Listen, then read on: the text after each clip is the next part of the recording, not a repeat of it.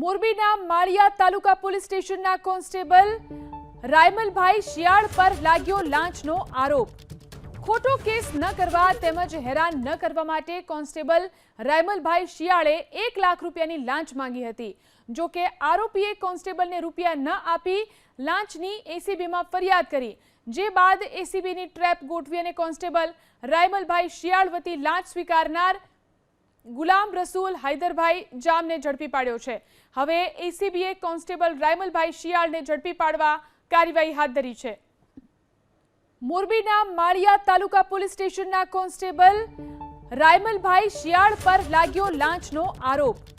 ખોટો કેસ ન કરવા તેમજ હેરાન ન કરવા માટે કોન્સ્ટેબલ રાયમલભાઈ શિયાળે 1 લાખ રૂપિયાની લાંચ માંગી હતી।